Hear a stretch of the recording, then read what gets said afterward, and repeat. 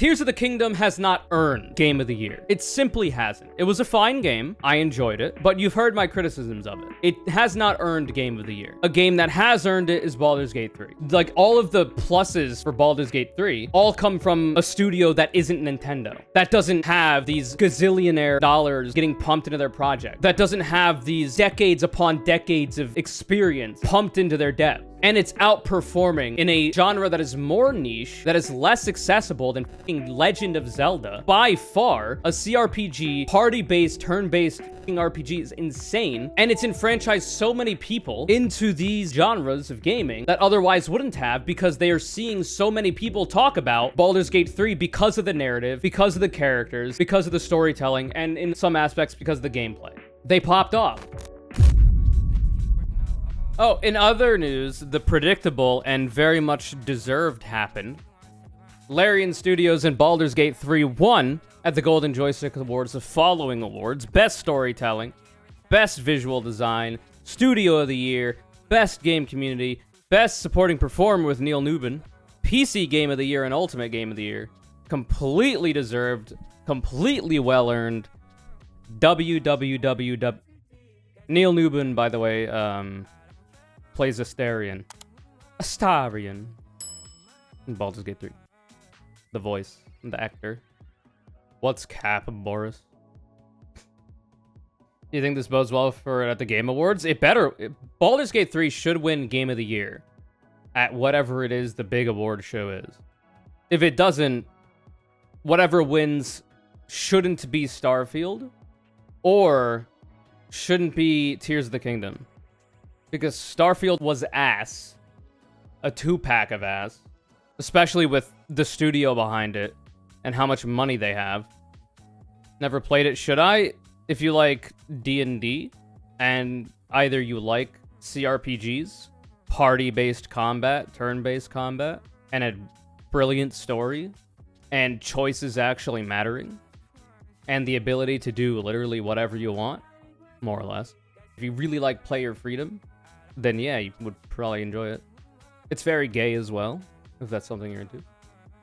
What would be your second best for the Game Awards? You might laugh at this, but I do think Lies of P should be in the running. It was a fucking banger. What a good game Lies of P is. Very good Souls-like.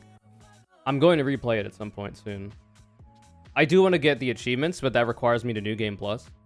It's unlikely that it will get, like, major accolades, unfortunately, because it is a smaller studio. I hope it does, Cyanide. But in terms of other games that I think are more likely to be in the running for the Game of the Year, I actually don't remember what's in the running, because Baldur's Gate 3 just clears everything. Tears of the Kingdom is just Breath of the Wild DLC, so in my view, it should not win Game of the Year, but I can understand why it would. No, it isn't. I've played it. Please. It was a fine experience. But it took a lot of L's. Starfield is obviously garbage. I don't even know why it gets brought up in terms of Game of the Year conversation. It should not even be in the conversation. Spider-Man 2 is like 15 hours long, but like $60, which is insane.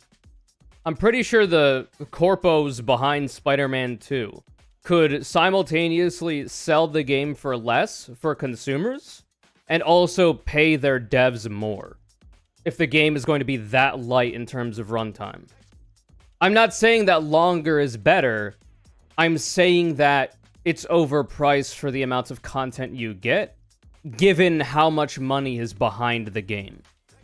Like, if I had a choice between paying $60 for Spider-Man 2 to get 30 hours of game time, and $60 for Baldur's Gate 3 and get 150 hours of game time for one playthrough, I'm just choosing Baldur's Gate 3 every time, because it's just better in terms of content that you get out of the investment, time investment you get out of it. It's just so much better. Now, of course, they're different games. Also, Spider-Man 2 has the big L, which is that's not Miles Morales. Miles Morales is a different guy in Spider-Verse and Into the Spider-Verse and Across the Spider-Verse. The Miles Morales in the Spider-Man games is an imposter, unfortunately. So that's an L. They chose the wrong multiverse for those specific games. and they should have went with the Into and Across the Spider-Verse universe option. So like, what's in contention for Game of the Year? The Game Awards. Is this the one everybody looks at? Oh, this was last year. Obviously, Elden Ring won it. Give me this next year. Just give me a... Armored Core 6 won't win, unfortunately. It's too niche of a game. Like, not even, like, a judgment on the quality of the gameplay. It's just way too niche. It's FromSoft, so, like, it's not impossible. But the genre itself is way too niche, in my view. Ah, yeah, Sports Illustrated. This is where we need to go for this information. Where the fuck do I find this info, man? Start time of predictions. All right, Den of Geek, you're up. All right, the Game Awards 2023 Game of the Year nominee predictions from Den of Geek. Alan Wake 2. Not happening. Baldur's Gate 3, easy lock. Clears. Baldur's Gate 3 sweep. Legend of Zelda Tears of the Kingdom, I can see it happening. It is Nintendo. Even if it's just Breath of the Wild DLC, it's still Nintendo, and it was still a fine game. So that's a likely option as well.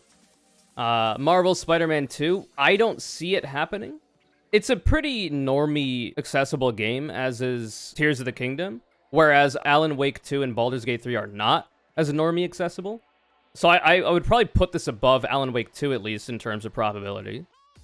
Super Mario Bros. Wonder is also Nintendo, and apparently it's a really good installment in the 2D Mario platforming series, which I've never really been partial to. I've always liked 3D Marios more, specifically Super Mario 64, which is a game that I've learned the 120-star speedrun of and put a lot of time of my life into and whatnot. I still don't see this happening, though, especially not with Tears of the Kingdom in the running. Like, it's two Nintendo properties, and Tears of the Kingdom is just more immediately impressive to the average normie. It seems more likely, especially riding the coattails of Breath of the Wild, that Tears of the Kingdom would win out over Super Mario Bros. Wonder in terms of probability. And then Starfield being here is a fucking joke. The only reason why it's even added to this list is because it's Bethesda and they have a lot of fucking money. Dog shit game. Bethesda probably doesn't pay their devs well. Completely shits the bed on every single release. The only good Bethesda release that's happened recently was New Vegas, and that was Obsidian. It wasn't even fucking Bethesda. They just ride off the coattails of Obsidian's hard work for New Vegas. The only reason it's here is because it's Bethesda. What a dog shit game. It could have been so good. It could have been so good, but it wasn't. I think Tears of the Kingdom has a way wider audience than Baldur's Gate 3. Yeah, no shit. It's the normie option. Baldur's Gate 3 is actually a pretty niche genre altogether. D&D is getting more popular. One of the most popular, YouTube channels and ongoing shows on YouTube are D&D podcasts, like Critical Role or whatever. So D&D and tabletop generally is increasing in popularity, especially with the normie sphere, especially considering that Nintendo, Legend of Zelda, and Mario didn't have an entire fucking cultural backlash against it, like the Satanic Panic, like of the decades prior, that targeted specifically Dungeons and Dragons. Jesus Christ, it's had a lot of fucking ground to make up for, given that history of insane religious lunatics fighting tooth and nail against things they don't understand. Don't understand it, ban it. The classic solution to the small-minded person. They had that with Pokemon? Yeah, I believe that. And now they have Baldur's Gate 3 from Larian Studios, which is just, like, literally built on the D&D 5e system. And it's a CRPG, and it's party-based, and it's turn-based combat. Those things, you would not expect that number of descriptors of a video game to be palatable to a normie audience. And it shouldn't be, because you have to be significantly deeper in the sauce of nerdy shit in order to be into those things, and to find them interesting, and to be willing to put your time into them. The thing is, Baldur's Gate 3 was actually able to do this. The way they did it was by having exceptional writing. The writing room for this game went crazy. It's not perfect. It's not the best writing I've ever seen in a video game, but it's definitely up there with one of the best. The voice acting and actual, like, mocap acting and animation is fantastic for games of its type. Like, you look at the dialogue and how it all fits together from a dev perspective, and then from a consumer side and player perspective, and you look at Baldur's Gate, and then you look at the Starfield dialogue setup, which is like some of the most embarrassing shit I've ever seen from a AAA studio, and it's night and day. Like, it's so obvious that Baldur's Gate 3 and Larian Studios, the writers team, the voice actors, they actually gave a fuck. The animation team actually gave a damn about delivering a story and getting you invested and hooking you into an ecosystem, perhaps even one that you're not familiar with. Because a lot of people who haven't played D&D, who haven't played tabletop games, who haven't played CRPGs, played Baldur's Gate 3 because they saw so many people talking about the characters, the writing, the emotional moments, etc., etc., because Larian and everybody involved in the project actually gave a fuck about the product they were making, unlike the people at Bethesda, who were just in it to make money, it would seem. Not to say the devs at Bethesda and all the people who are likely overworked and underpaid, but like the higher-ups who make a lot of these decisions that lead to a shittier product for the consumer. Like, Larian actually gave a damn. And the idea that so many people who wouldn't otherwise even think to touch a CRPG based on D&D, that's heavily narrative-driven, very choices matter, very in-depth combat system, all this shit, would actually decide to give it a shot and enjoy it and enfranchise so many people into tabletop generally past Baldur's Gate 3, into CRPs generally past Baldur's Gate 3, that's why the game gets Game of the Year. Because not only is it good on the objective merits of what makes good gameplay, good storytelling, and good, player experience, but it's also enfranchised so many people into a variety of genres that they wouldn't have otherwise been interested in. Easily Game of the Year. No contest, in my opinion. I've played Tears of the Kingdom, and I gotta say, that shit takes many L's. The game was fine. I had a fine time with it. The story didn't really grip me that much, though it is a Zelda game. It's not the deepest game out there. Never has been. Ocarina of Time has got some cool shit going for it. It's a classic that I've enjoyed a lot. I'm not expecting Baldur's Gate 3 level of writing for a game like Zelda, but at that point, then, the gameplay has to pick up and take over the gameplay of Baldur's Gate 3. And it simply doesn't. Reason being, because so much of the map is copy-paste. So many of the Sky Islands are copy-pasted. The underworld, or whatever it's called, the depths, are copy-pasted. It all looks the same. You have so many cool biomes in the above ground, and in the depths, it's all the same bullshit. I can understand from, like, a world-building perspective, like, well, it's literally underground, and it's been carved out, and yada, yada, yada. I can understand there being a justification for why it's all the same, samey bullshit, but that's boring. You're Nintendo. You're known for creating fantastical, breathtaking, whimsical worlds, especially with your Legend of Zelda installments. Why wouldn't you do more with the depths, which are a really cool aspect of the game? Because you go from the Sky Islands, and it's like, oh, does this entire game take place in the sky? Maybe it does. We don't actually know yet. This is a pretty big Sky Island I'm starting on. And then at a certain point, you find out, oh, there's actually more going on beneath the Sky Islands. It's actually a pretty big map I have to explore. And then you go on and be like, oh, there's more? You can go underground too? You can go in the air? You can go on the ground? And then you can go underground? There's even more map to explore? Poggers, dude, I'm ready. And then you get down there, after seeing just like a sampling, because by the time you're getting to the depths for the first time, you've seen a little bit of what the above ground map has to offer. You see a little bit, of the variety of biomes. You can imagine what you might see later, given the things you see in the distance, like Death Mountain and whatnot. And you're like, oh shit, there's probably a whole bunch of stuff out there. There's probably a snow world, or like snow map to look at. If I played Legend of Zelda, I know, Zora's Domain. There's probably a Zora's Domain somewhere on here. So we got an aquatic aspect or amphibious aspect. We've probably got a desert because of the fact that I might be seeing Gerudo NPCs around and all this kind of shit. Goron's NPCs around already. So Death Mountain's probably got some shit. Like, there's so many cool biomes to look at in the above ground. There's probably like an ocean, like coastline, tropical area. Holy shit, and now I can go underground? I'm going underground for the first time in a grassy plain that I've seen a lot of after leaving the Sky Islands. You get down there and it's like, oh, well, I'm seeing the depths for the first time. If this is what it looks like underneath the grassy plains I was just at, I wonder what it looks like under the snow area, under the water area, under the desert area. I wonder what it looks like under fucking Death Mountain. Now, actually, where they do take a break from the boring-ass fucking depths is under Death Mountain, because it's so hot there that you need special equipment in order to actually venture in there without, you know, just taking damage and dying. So that's cool. But, like, everywhere else, like, it's the same under the snow area as under the grassy plains area. It's the same under the desert as under the snow area. It's the same, like, why? Why are there not biomes unique to the depths that mirror the ones above ground, but with, like, an underground flavor, with a spooky depths flavor? Why? It doesn't make sense. It seems like there's so much lost opportunity with this game, and that's why I call it Breath of the Wild DLC.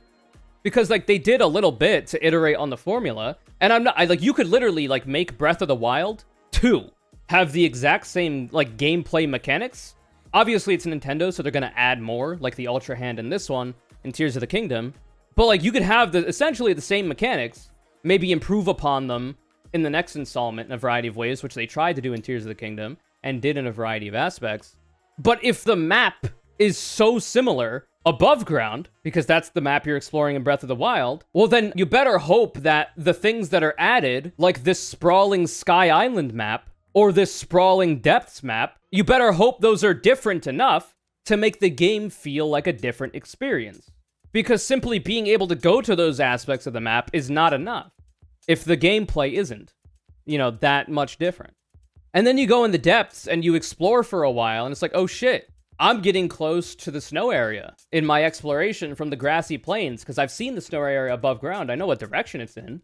Is the biome about to change? Is it about to be like a crystalline cavern with ice and like ice falls and whatnot? Am I going to have to traverse a cold underground area? Because it's usually cold underground by default, unless you're by like a thermal vent. No, actually. No. It's just more of the same. It's more of the same copy-pasted structures. It's more of the same boring-ass root systems and whatnot. There's some unique things here and there, but it's like, it just feels like it's padding for time. It feels like they wanted to do so much more but ran out of time budget, or the Switch literally cannot handle more. Yeah, exactly. There was missed potential, is what I'm saying. That's my primary critique of Tears of the Kingdom. I had to use the hovercraft construct for underground. It was such a slog otherwise. Yeah, or, you know, get up to a high area and glide around and use one of the abilities you have to give yourself a little bit of boost in the air on an interval. Like, it's boring. Also, in the above ground, traveling around in this game kind of sucks. There's literally horses in the game, and one of the major gameplay loops is to find new stables to unlock new things for your horse, but you have to go to a stable to retrieve your horse, and if you leave it anywhere, you have to go back and find it, right? Elden Ring fixed this before Tears of the Kingdom came out. Because there's a horse in Elden Ring too, but he essentially is a pocket horse. You know, Tauren. He just hangs out in your pocket. You just blow a whistle, and bada bing, bada boom, you got your horse. And you're running around.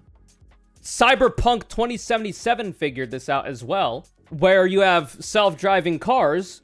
You just press and hold the Z button, select your car, or just tap it, and it goes to your favorite car. Your car fucking shows up near you and you can get to it. You don't have to go to a garage to pick it up, like in GTA 5, where it's annoying to get cars in that game sometimes.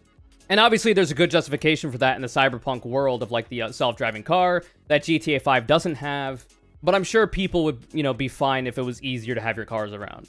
Or choose different cars at will without having to go to a garage. And then in Tears of the Kingdom, why don't I have, like we had in literal Ocarina of Time, from when was that? 97, 98? From goddamn 1998, where you go on your little ocarina, and Epona shows up out of nowhere. And you're like, yeehaw, brother, let's go save John Zelda. Because I'm adult Link now, and I can ride a horse. Like, they literally figured this shit out in 1999. And now, all the way in 2023, Tears of the Kingdom comes out, and you have to go to a fucking stable to get your horse and store your horse. And otherwise, you have to leave it somewhere and then, you know, explore an area you can't take your horse to, or it's really annoying to take your horse to because of the terrain. And then you have to go back to your fucking horse to recollect it. You can whistle for it if you're close enough. And then you have to store it in a fucking stable when you want to swap it out or not have it, not have to deal with it. Because eventually everybody, once you get the Ultra Hand shit for it, just makes the easiest vehicle that you can build. And that's the best way to get around. Or you go from a really high height and you paraglide around. The horses become irrelevant, but it's a major aspect of the game to go to these individual stables. There's a major quest line in the game to go and find these individual stables. So obviously they wanted you to use the horses a lot, but it's so tedious to the point where that you shouldn't. There's a magic horse gear to call out from everywhere, but yeah, it's not default. Yeah, and it should be default. Or it should be pretty quickly and easily gotten, you know, that magic horse gear to call it from anywhere. Like, I'd be fine if, like, you get your horse for the first time, and, like, you have to be more careful with it, because you have a small map to explore at that point. You haven't gone very far, so having to care for your horse and mind where it is more, that makes sense to me. And then eventually, you know, a certain amount of time after using your horse in this way, you're like, oh, shit. Well, now you're strong enough, or have enough money, or have enough skill riding horses and taming horses, that you now can use this equipment to call them from anywhere. You've built a relationship with this horse to such an extent that it is willing and able to hear you from longer distances. So you can call it from further away. It doesn't even have to be like I'm on one side of the map in fucking Death Mountain, and I'm on the other side of the map in the fucking desert, and I call my horse from Death Mountain and bring him all the way over to the desert. It doesn't have to be that far, even. Devil's Advocate, they wanted you to save constructs to get around. Then why the fuck do we have horses, man? You get the Ultra Hand ability to build shit pretty early on. Why to have the horses then? It's like they thought about it. They were like, okay, we're making Tears of the Kingdom, and we're gonna have horses and stables, and that's how you're gonna get around. And then somebody else, you know, John Nintendo's uncle's son comes in, who's working in the dev team as the ideas guy, to get a paycheck, and he's like, what about Legos, but in Tears of the Kingdom? And that's a cool fucking idea. It's really neat. The Ultra Hand building system is cool as fuck. I was at the point where I was in other games that weren't Tears of the Kingdom, and I was pressing up on my directional pad in order to warp from below a thing into another platform using the upward, you know, phase through objects ability, the name I forget. I was in other games like Elden Ring being like, I need to get up there, I'm gonna press up on the fucking directional pad, and I'm gonna shoot up there like John Link from Legend of Zelda. Like, that's how much that shit was ingrained in my head, because it's a cool ability. And then you can build shit, and that's also really cool. And there's a lot of use cases in the game for it. And then they were like, okay, well then what if Lego Racers, the hit game for the Nintendo 64, where you can build your own vehicles and it's fucking poggers, brother. This game was so good when I was a kid. You could build your own cars and race them in a Mario Kart format. Really cool. From 1999, they were like, okay, how about we do Lego Racers in Tears of the Kingdom? And they're like, oh shit, now you're on to something. Now you're on to something. And then they forget about the horses. What about the fucking horses, man? Why is there this whole system and quest line and gameplay loop based around using the horses if you're just going to make them redundant pretty early on? What are you doing, man? It's such an analogy for the way that we have forgotten ourselves as man, as human beings. We have forgotten the respect we once had for the humble horse. I know it's a bold statement. I know this could be controversial. The woke mob might come from me. We have lost our respect for the humble horse in favor of the combustion automobile. And we've over-relied on the combustion automobile so much to the point where you need a car to get anywhere. And even though trains, buses, light rail, robust public transit, walkability, and biking infrastructure is literally better, faster, better for businesses, better for people's health, better for their socialization and opportunities to meet strangers and have chance encounters with people and build relationships within their community. And it's also cheaper for the state to maintain. All these metrics, they're better, but we have lost respect not only for the humble horse, but for the humble locomotive. And we're just over-relying on cars. And much the same way, in Tears of the Kingdom, they over-relied on Ultra Hand vehicles. and they forgot about Epona. And it's a problem. Major L in my book, and why Tears of the Kingdom should not win Game of the Year. But yeah. Having my sick cool car despawn when I went into a shrine made me real sad. That's fucked up. Yeah, the shrines were pretty cool. To an extent. Like, the first several of them, and even some of the later ones, are pretty neat, and I enjoyed them a fair amount. But then I realized how many more there were, and I had to do a lot more of them. Because I'm a completionist. You don't have to do them all to beat the game, but that's how I like to play games. So that could be a negative on, you know, my type of gameplay player. Because, like, you don't have to. The game doesn't force you to do it. But the game also makes you feel good if you do it. It gives you enough of an endorphin boost to want to do it each time you do complete it. And there are some cool shrines. So, like, throughout the game, I'm like, okay, well, I'm later in the game. Maybe there's some fucking cool shrine ideas and puzzles that Miyamoto-san has cooked up. And it's just a lot of boring bullshit in a lot of them. And it just seems like padding for time. And this is not even to mention the fact that a lot of the Sky Islands are quite literally copy-pasted. Like, they literally hit Control-C, Control-V on a variety of these Sky Islands. So just like another cool idea that was under-delivered on. Because they dream too big. And this is not even to begin to talk about hardware. Nintendo has shackled itself like a ball and chain to inferior hardware its entire fucking existence as a company. Past pioneering with the NES, the SNES, and the Nintendo 64. They've shackled themselves to inferior hardware. You know, Mortal Kombat 1 comes out. It looks pretty fucking good on PC and PS5 and whatever. And you play it on Nintendo Switch, and it looks like old school RuneScape. And now old school RuneScape looks good. I like it. I played RuneScape when it was just RuneScape and not old school RuneScape. I'm a big fan of that art style. Very low poly, very cute. Banger soundtrack as well. However, when you're playing Mortal Kombat 1, and it looks really nice on PS5 and PC, and it looks like OSRS on Switch, it makes you wonder. And the fact that I'm, you know, losing frames on a handheld or docked Switch playing Tears of the Kingdom, it's a bit of an L, man. Your game should be able to get consistent 60 FPS or 30 FPS at the very least, consistent anyway. No frame jumps. Ideally 60. But for certain games, it can look really good 30 FPS.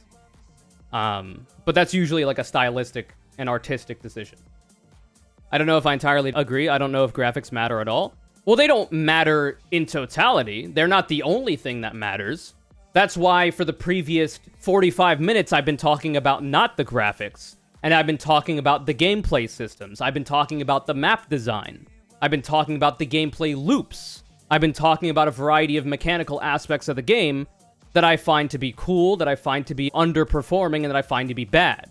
And now, finally, 45 minutes later, I'm talking about graphics, because it's not just graphics that matter, but they certainly play a part. You can have a game that doesn't have, like, what's the benchmark nowadays? It used to be, like, Crysis 4 on ultra-high graphics or whatever. That was the benchmark for, like, crazy-ass graphics in a game. Whatever it is, the equivalent is nowadays, because I don't really, you know, play games like that. But that said, Baldur's Gate 3 is a pretty nice-looking game. It has its own problems, you know, in terms of performance and mechanical gameplay stuff and a variety of that stuff. They've also fixed a lot of that stuff. But, like, for Tears of the Kingdom, and obviously, like, I'm talking a lot about Tears of the Kingdom. One, because I played and enjoyed the game.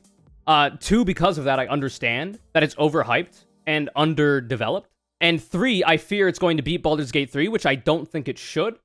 And the reason why I think it might beat Baldur's Gate 3 is because it's Nintendo. And it'll win off of sheer popularity rather than the objective metrics of video games, gameplay systems, mechanics, narrative, storytelling, gameplay loops, all this kind of shit. It'll just win because it's Nintendo. And it's a Legend of Zelda game. So, like, games don't have to be, like, insanely realistic. In fact, I don't usually like when games are. I love highly stylized games. In fact, I've played Super Mario 64, the pinnacle of graphical realism in video games, for more hours of my life than I would be proud to admit.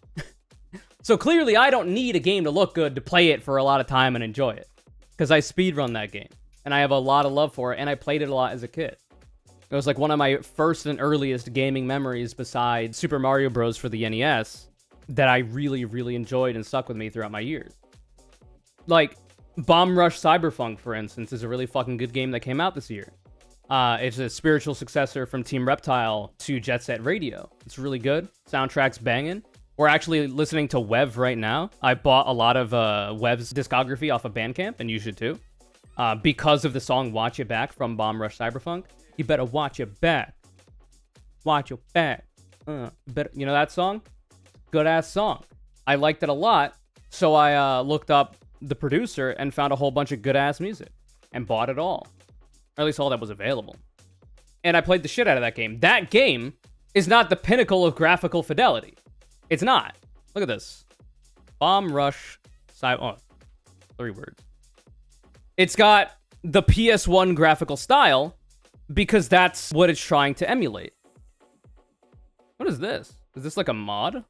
Or like a... I've never seen this character. It's probably like an early build or something.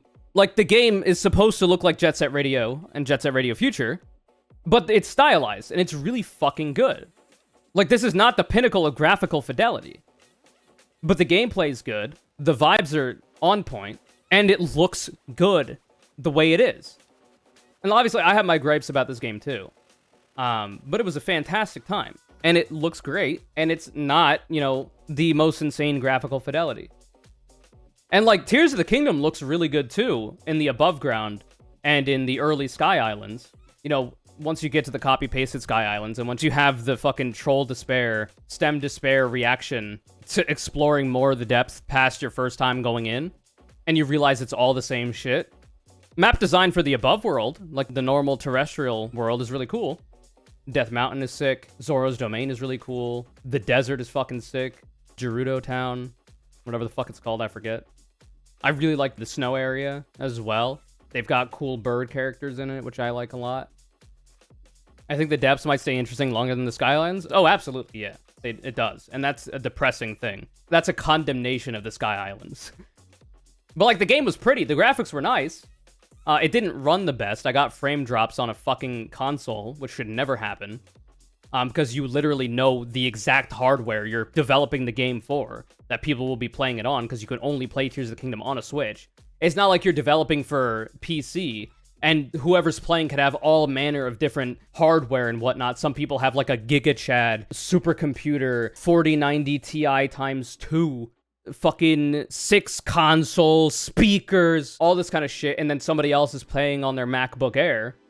And you gotta, like, figure shit out in that system and try to get the best experience for everybody, depending on a variety of hardware that they're using. On the Switch, you have, this is the Switch hardware. We've literally fucking developed it in-house, and now we're developing a game for this specific hardware, and I'm still getting frame drops. That's unacceptable from a AAA studio. On a console. Unacceptable. I could go on. All that's to say, Tears of the Kingdom has not earned Game of the Year. It simply hasn't. It was a fine game. I enjoyed it. But you've heard my criticisms of it. It has not earned Game of the Year. A game that has earned it is Baldur's Gate 3. Larian is a fairly unknown studio to the broader gaming sphere. You know, Divinity Original Sin 2 was fairly popular on release and is a really good game. I intend to play it at some point. I haven't yet. But it's got pretty decent reviews. They've only improved upon that system for the small amount that I have played of Divinity Original Sin 2, just to, you know, test the water. They improved a lot on it for Baldur's Gate 3. Like, all of the pluses for Baldur's Gate 3 all come from a studio that isn't Nintendo. That doesn't have these gazillionaire dollars getting pumped into their project. That doesn't have these decades upon decades of experience pumped into their devs. And it's outperforming in a genre that is more niche, that is less accessible than fucking Legend of Zelda. By far, a CRPG, party-based, turn-based fucking RPG is insane. And it's enfranchised so many people into these genres of gaming that otherwise wouldn't have, because they are seeing so many people talk about Baldur's Gate 3 because of the narrative, because of the characters, because of the storytelling, and in some aspects because of the gameplay. Because the gameplay's still good, but most of the people that are playing this that have not played a CRPG before are playing it for the story. And in that way, it's still a banger. Like, I played the game on Tactician and very much enjoyed the challenge. It could have been harder, in my opinion. My first run was on balanced, the neutral, starting difficulty, and that was fine. Especially for me learning the systems and whatnot. For this was the first CRPG I've ever played. They popped off. And how many people do you see on your social medias outside of like niche groups for each specific thing? Just your general social media. How many people do you see talking about Tears of the Kingdom to this day? Now, of course, it came out before Baldur's Gate 3. There's been longer, amount of time in between. But like Baldur's Gate 3 is still being talked about to this day. I see nothing about Tears of the Kingdom. I see a little bit of fan art here and there, but it's just not had as much of an impact. Especially considering the difference in scale between Larian Studios as a studio and Nintendo. Fucking Nintendo. The Mac Daddy of video game studios. I really don't think it's gonna win. Yeah, it probably won't, because Tears of the Kingdom is here. And the only reason Tears of the Kingdom is winning is because of Nintendo. Or Super Mario Bros. Wonder, but that's unlikely for me. I really don't, like I say, once again, I don't see Alan Wake 2 winning. I don't see Marvel's Spider-Man 2 winning. Starfield should not win. And if it does, that is a profound condemnation on the games industry and the game awards industry. Because holy shit, what a dog shit game. I feel like Baldur's Gate is going to win. Oh! You don't think Tears of the Kingdom is going to win? Okay. Well, I think Baldur's Gate 3 should win and easily clears every other title listed in this speculative list. This is not the guaranteed list, of course. We'll see when that comes out. But Baldur's Gate 3 clears all recent games that would get on this list that have come out in 2023 that I've seen and that I've played. If Starfield wins, the righties are going to seethe because of the pronouns feature. No, if Baldur's Gate 3 wins, the righties are going to fucking seethe. Because it's a woke game, literally. Like, unapologetically progressive and gay fucking game. Baldur's Gate 3 is gay as hell. You thought playing dress up with your little twink in Legend of Zelda was, teetering on queer. With your trans-mask, non-binary king, Link. John Zelda himself. Baldur's Gate 3 is unapologetically queer. But you can also play the game as a heterosexual. You don't have to be gay. But you should. Like, it is just a better game by every single objective metric. You really cannot argue Tears of the Kingdom is better, except for accessibility. And even then, Baldur's Gate 3 has outdone how inaccessible CRPGs tend to be for the broader public. So, like, I've spoken my piece, okay? I've said what I needed to say. Now, that said, Alan Wake 2 apparently is really good, and a big improvement from Alan Wake 1, the first one. I've been watching Joseph Anderson play the first Alan Wake. I'm not going to play it myself. And I'm also not going to play Alan Wake 2 myself. It's just not my type of game. But apparently Alan Wake 2 is really good. But it just seems too niche. Alan Wake 1 is already so good. From what I can tell, it seems fine. But like I said, I haven't played it. I've only watched it. That said, I'm watching a person whose game reviews I really respect, Joseph Anderson. So, I'm willing to deflect, or whatever, genuflect to his opinion on that one, because I'm just not going to play it. It's very narrative-driven, but slow gameplay-wise. Yeah, that seems to be the case, too. Like, the story so far that I've seen, the first one, the original Alan Wake, it seems like the story is, like, somewhat interesting, and there's some cool moments. But the gameplay is a slog at a certain point. Which is often a problem in heavily narrativized games. That said, Baldur's Gate 3 is a heavily narrativized game, but the gameplay and the progression in it, because it's an RPG, keep you experiencing new shit. And, like, the depth of the mechanics in the game. And, like, the enemies that you might fight. And the storylines that you're following. And the different maps and experiences you're having. Alan Wake 2 is much more on rails as far as I'm aware. In terms of its story and in terms of its gameplay. That it's just, like, a different kind of game. How is it decided which game nominee wins Game of the Year? I actually don't know. Popularity contest, more than likely. Because there are so many games on this list that have been released in 2023... that if we were literally to go off of objective metrics of a variety of aspects of video game design, there would probably be like some no-name studio out there that just produced an absolute banger that so few people played because they're a no-name studio. And they could have been on this list had they had more money for advertising and publicity. And the biggest way you could tell that the Game Awards Game of the Year selections are a popularity contest is if Starfield wins it. Because that's the only way that happens. Because otherwise, it's between these two. Which is why I talk so much about Tears of the Kingdom. If it's a popularity contest, then I think Roblox will win. It has to be released in 2023. Bethesda can lick my balls? Real. I advocate for a hostile takeover of Bethesda Studios by Obsidian, the devs who made Fallout New Vegas. Inshallah, they will make it happen. Like 75% of this vote is the board voting, the rest is public voting, I think. Interesting. And Skyrim? Skyrim was cool. It was definitely super hyper poggers omega crazy when it came out. So like you'd think that given that their next installment in an entirely new world and gameplay system, well not entirely new gameplay system because it's literally Skyrim in space, but like with new mechanics at least, entirely different world, different story, you'd think that they would like produce something a lot better than Skyrim. But it turns out Starfield is just no man's Skyrim. So, hopefully Elder Scrolls 6 is good. Hopefully. But, you know, Starfield doesn't give me a lot of hope. And once again, I should like Starfield. Starfield is a game I should enjoy. Because I love space. I love space exploration. I love space tech. I have since I was a kid. I literally wanted to be an astrophysicist. Took an honors physics class in my senior year of high school because of that. I was going to go into community college to try to get into that shit somehow. That shit is hard, though. I had ADHD depression, didn't end up happening. Life happened. I didn't go to community college.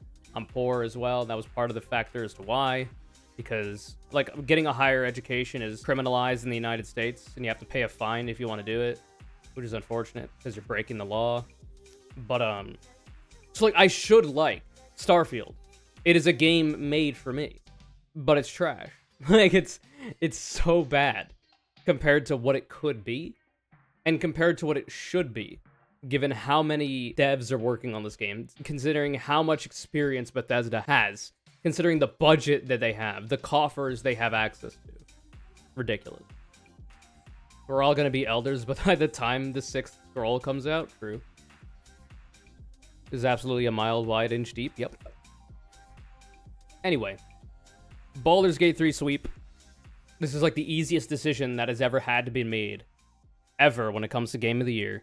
Though I guess Elden Ring was also a really easy win, for its faults as well. I have played and extensively beaten Elden Ring in the most based way, that being just a heavy sword, no magic, no consumables, no summons, just swinging a heavy sword and dodge rolling. The way that Souls-like purists say you should play it. And I enjoyed Elden Ring a lot. But I have to tell you, Lies of P is better for me. For me. Obviously, everybody understands that Sekiro is better than Elden Ring. That's also a FromSoft game, though. But I've played 3 Souls-likes in my time. I started with Elden Ring and beat it. Then I played Sekiro and beat it. And fucking had a absolute blast. What a beautiful game. What an incredible combat system. And then I played Lies of P and beat it. And holy shit, what a good combat system. And the world is pretty neat. It's not as cool as Sekiro's world, but the combat is so fucking good. The weapon building system is also really neat. The way you can mix and match handles and blades and whatnot. I don't really care that it's like Pinocchio. You know, Pinocchio Souls, and that aspect of the story is whatever. Like, it's interesting. It's obviously a way to get people's foot in the door using an IP like that, and based on an old-ass fucking story written by some Italian guy, I think, called Pinocchio. Contrary to popular belief, Pinocchio wasn't invented by Disney. It's based on the books, not the Disney film. But, like, the story was fine. But holy shit is the gameplay good. The boss fights are incredible, by the way. Holy shit. The boss fights are shockingly good. But, like, deflect and parry systems are always going to be my preference. That's why I love Sekiro. And that's why I really like Lies of P. Elden Ring, like, you can parry, but, like, what is it? Like a weapon art?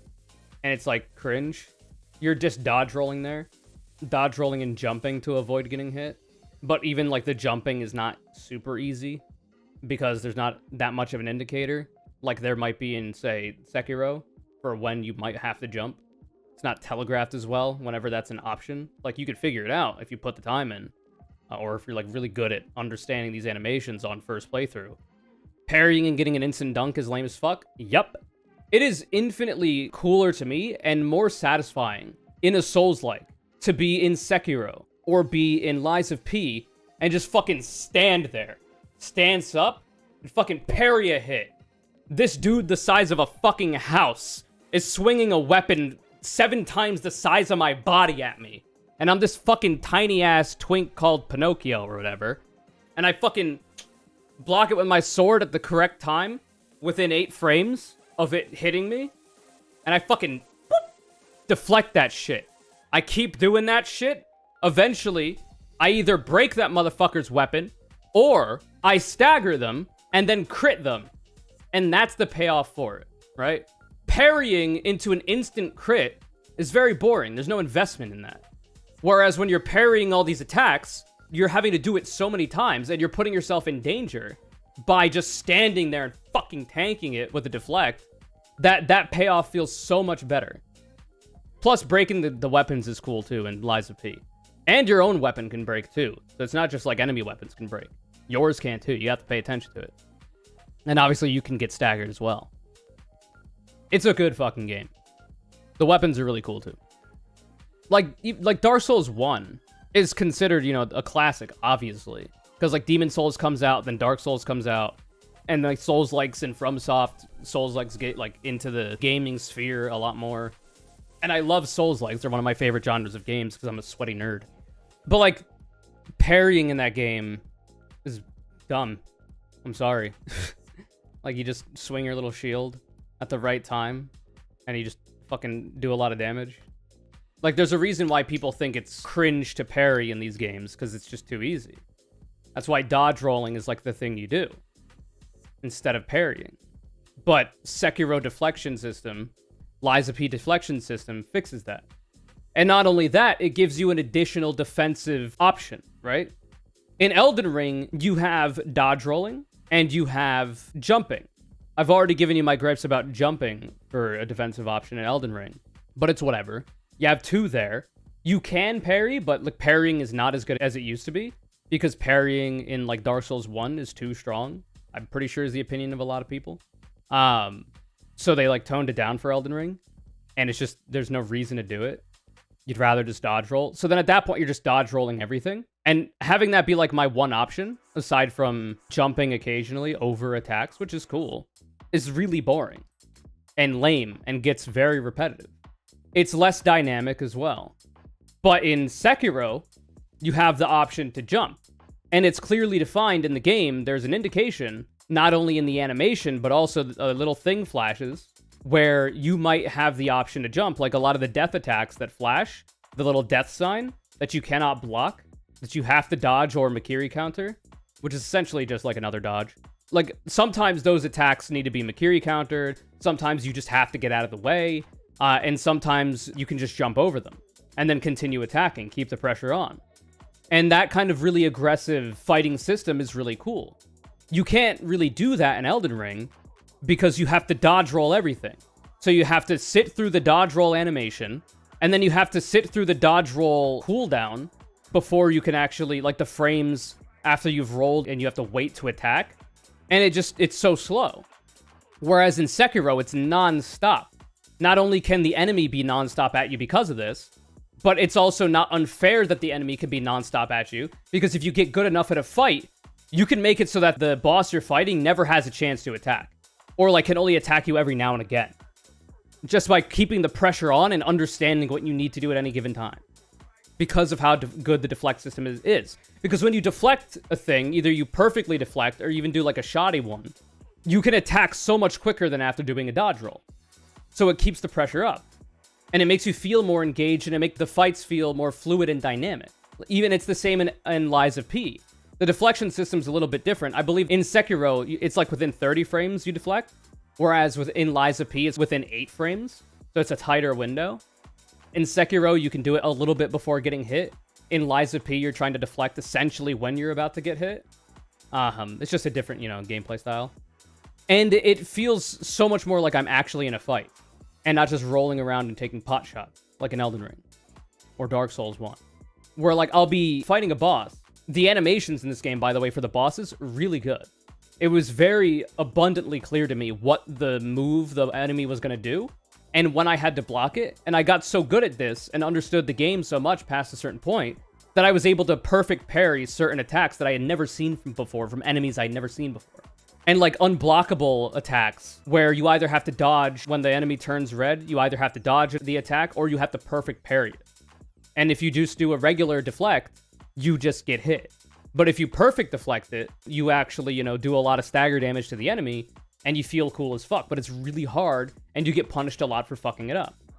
So usually you just roll out of the way for that one. It's similar to death attacks in Sekiro, the red attacks in Sekiro. And because of this, the game, it feels so much more like I'm actually in that fight. Because, like, I'm tanking blows, like, standing there like a fucking Chad, tanking blows, hitting when I have the opportunity to. And then, you know, I have to manage, if it's a longer boss fight, I have to manage my weapon durability. I'm also looking at the boss's weapon durability, like I'm thinking about it. There's no clear indicator. Every time you get a perfect parry, you see the enemy's weapon flash, and if it does flash, that means it can be broken. So there will be times where you're in a fight and you're like, okay, this second phase of this boss is really difficult, but oh wait, I can break this boss's weapon. So what if I just tank a bunch of perfect parries, break their weapon before they get into second phase, and that'll make the second phase easier for me. And you could approach the fight in a different way, or you could just say, fuck that, and deal with a harder second phase and not focus so much on breaking their weapon by perfect parrying, and just by getting the damage in quickly and trying to rush them down in that way. There's options for how you want to approach the bosses, and that's really cool. Not only this, but in Lies of P, another cool aspect that they added, the equivalent of Estus flasks that are called pulse cells in Lies of P, you run out of them, obviously. And then when you run out of them, it's really cool because they actually recharge by 1. So let's say you had 5 pulse cells or Estus flasks. You use them all, you have 0 now. By attacking the enemy, you actually build up that pulse cell charge up to a max of 1 additional. You can't go past that. So once you get that 1 extra, you usually want to use it as soon as you can if you like have a lot of HP missing, so that you keep building up the next charge for the next one, because you can't like build up 2. You can only build up 1. So if you're full HP and you build it up, then you have 1 Estus flask left. But even if like you have half of an Estus flask's worth of HP, it might be more beneficial to just have an inefficient flask so that you can charge up the next one just in case. And that really gives you a sense of urgency, like, oh shit, I'm like quarter HP, I'm dead in 1 hit. However, I'm halfway there to charging up this Estus flask, this pulse cell, but that requires me to be more aggressive. I have to get hits in. I can't just dodge everything. I can't just parry everything. I have to get hits in to charge it up. So now I have to make a choice and be very careful in how I'm being aggressive in order to get this charge back, to get back in the fight, and, you know, potentially be more reckless with my greater HP bar once I've been able to heal from gaining that cell.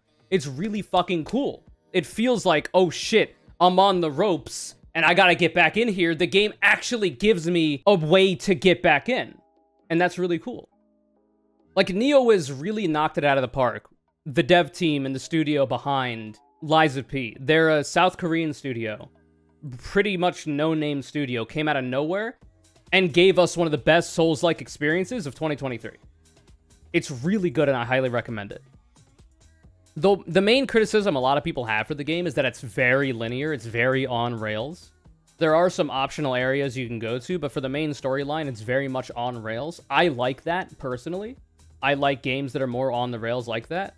But like Sekiro is less on rails in that way. There's like more deviation for where you can go. Dark Souls 1 is very much not on rails, which also is a cool design mechanic. Like, oh, you can get to this area that has these really powerful enemies, and there might be good loot there. But 1, you might not even be able to use the loot if you were to get it, because you're not high enough level, your stats aren't high enough. And 2, you're just getting one-shot by these motherfuckers. So, like, it's not really worth the time, but, like, that's a cool moment in the game. You go to this area, you know, early on in Dark Souls 1, there's a bunch of skeletons. They fucking bleed you and kill you in 1 hit. It's like, oh, shit. Well, that's literally at the starting area, after I get whisked away by this fucking raven. So I'm not gonna, if that's the first place I went, clearly that's not where I'm supposed to have gone, so I'm gonna try another area. You know, I might beat my head against the wall trying to beat these skeletons at really low level when I shouldn't be. I'm gonna go over here instead, though, because the game gives you that option. It's a cool moment to be like, oh shit, I'm gonna have to come back for those motherfuckers when I'm stronger. Like, that's a cool moment. So I understand why these games like to do that, especially a game like Dark Souls and FromSoft Souls games in general. But I'm fine with the linearity of Liza P, but I can understand why people wouldn't. And I'm fine with that being a mark against the game. But it is literally like the breakout game of this studio. They have intentions, I'm pretty sure, to make another Souls-like. It's teased at the end of the game. I'm not gonna, tell you what happens. You should play the game, find out yourself. Because it's tied into the story of Liza P. But they intend to make another, so with the amount of money and experience they've got from Liza P, hopefully they will bring into their next installment with a better budget, hiring more people, paying their workers more, ideally, as well, and then producing a better product given that. I'm really excited for it. And NeoWiz is a studio that I'm now watching like a hawk and seeing what they're doing. In my view, Liza P should be in contention for Game of the Year. Now, I don't think it should win it, but I think it should be mentioned, right? Obviously, it's between these two. It's between Baldur's Gate 3 and Legend of Zelda Tears of the Kingdom. I do want to see Liza P on the board, though, because that would be really big for NeoWiz, and I want the studio NeoWiz to do really well, because Liza P was really good. It's essentially like, these people at NeoWiz that made this game have played Souls-likes in the past, have played them a lot, and are now making their own Souls-like. There have been many studios that have tried to do this. And either they did not play a lot of Souls-likes and they did not understand why people liked those games and did not design around that idea because they just lacked that critical information and like the games are just not as good. And then you have moments like this where NeoWiz are like, these people have been playing Souls-likes. They obviously really enjoy them. Now they're making their own and they knock it out of the park. They improve upon so many things that even FromSoft is still messing up, even though they shouldn't be because they've been at it longer. They literally invented the genre and pumped it into the broader gaming ecosystem.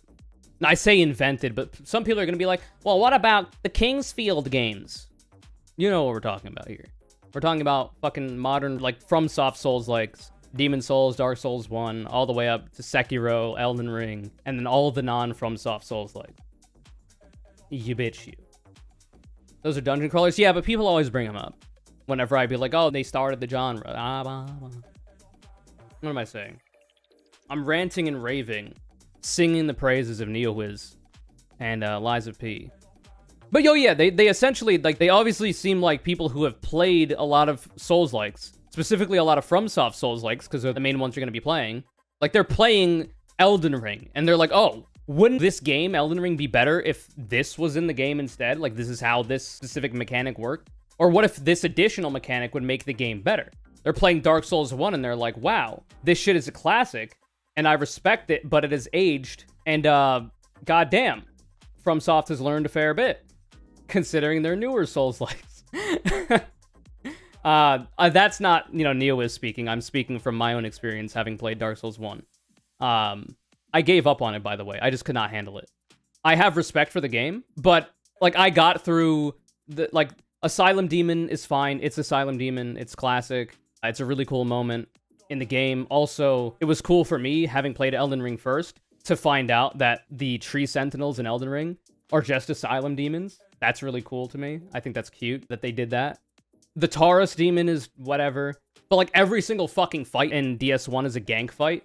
They cannot give you just a straight up 1v1 ever in that game, it would seem, which is really lame. And like Souls-like enjoyers and developers have gone on to understand, like, yeah, gank fights, multi-fights in a very precise fighting system, not the best. You have to do them well. Otherwise, they get really tedious and don't feel very fun to play. They've understood that. They've grown from that. Obviously, FromSoft agrees with my criticism of the game in that way, because it's not as bad in their later Souls-likes. Obviously, they still have them, but it's not as bad. Like the Godskin duo. Like Godskin Apostle is a fucking sick fight. That was my favorite boss fight in the fucking game in Elden Ring. Godskin Noble is whatever. He's got the most drip I've ever seen. But like his fight is fine. Not as good as Godskin Apostle. But the Godskin duo is fucking ass cheeks. It's not a great time. Because fucking FromSoft just plopped both of them. They're like, okay, Godskin Apostle is a fucking banger fight on his own. Godskin Noble is a pretty good fight on its own. Well, what if we just took both of them, plopped them in an arena, and changed nothing else about how they interact, other than like one or two things? where like they resurrect each other. And I think there's like 1 or 2 additional attacks that they don't do in tandem. You're essentially just fighting each boss individually, and like you're getting pelted by shit from the other boss, and it's annoying. That's tedious. Now, this is going to be controversial, but Lies of P actually has a pretty decent gank fight. 2 of them, actually. I don't want to say too much because I don't want to spoil the story or your experiences in them, but there's a boss fight in the game that is a gank fight. It's a multi-fight, but it's actually done fairly well. It's almost like NeoWiz, the studio behind Lies of P, has played FromSoft Souls-likes in the past, has understood that, yeah, multi-fights are kind of ass cheeks if you don't design them well, so how about we try to fucking design one well? And they did a pretty good job with it, especially considering, you know, weapon durability on the enemy. Like I said, I don't want to say too much. If you played the game, you know what I'm talking about when it comes to weapon durability on the enemy for that particular fight. That is kind of like a helpful tip for people who haven't played, but whatever, such is life. Like, it's not my favorite boss fight in that game. My favorite boss fight is, in Lies of P, is, I'm not going to say the names, but I'm going through them in my head. If I get the order incorrect, it's whatever. The second boss fight is like an honorable mention. It's really fucking good. But it's not my favorite, obviously. But it is really good for like when you fight it and like the kind of vibe you get about the game from it, what it tells you about what you're going to expect in the game. I think it's really cool. I'll say this one, it's a shocking fight, is what I'll say. For, you know, people who don't know it by number, but can figure it out from there because it's earlier on. I'm not including stalkers, by the way, in this numbering system. I mean, like, main bosses. I guess I won't number them. Then, I'll call him Two-Face. Maybe Blueface Two-Face. I'll call him that. That boss where you get introduced to a lot of new shit in the story is really cool. It might be my favorite. I really liked it. It was the first boss that was like, oh, holy shit. This is sick. Past the second, or is it the third? I think it's the second. The shocking one. There's one fight that gets heated early on. I'm not a big fan of that one. It's whatever. Anyway. But obviously, I think a lot of people's favorite fight is very theatrical, we'll say. You know, they really rolled out the red carpet for that fight. That is usually people's favorite fight, I think, when it's like toward mid-game. It's really good. But I think my actual favorite fight is a very late-game fight that's also quite shocking in many ways. Like, I feel like they caught lightning in a bottle with that fight. So I'm being very vague because I don't like to spoil people. And I'm trying, like, if you hear these dog whistles about the Souls-like video game Lies of P from NeoWiz Studios, you'll hear them. And if you don't, you won't. And that's good for you if you end up playing the game, because you won't get spoiled. Anyway, it's fucking good. What am I talking about? I was saying a bunch of shit about Dark Souls 1, but I feel like I don't need to. Anyway, Game of the Year. Baldur's Gate 3, sweep, easily. The only other game that should win that we're speculating about is Tears of the Kingdom, but I don't think it should on the objective merits. Baldur's Gate 3 easily clears it. But it is Nintendo who made Tears of the Kingdom, so if they do win, it's because of that, in my opinion. The popularity. But I think Baldur's Gate 3 should easily clear. The rest of these games are whatever. It is quite literally only a popularity contest if Starfield wins, because that game is a 2-pack ass. I don't think Super Mario Bros. Wonder takes it, even though the game is apparently really good. I don't think Marvel's Spider-Man 2 takes it. I don't think Alan Wake 2 takes it either. If Baldur's Gate 3 doesn't win, I'm gonna do something drastic.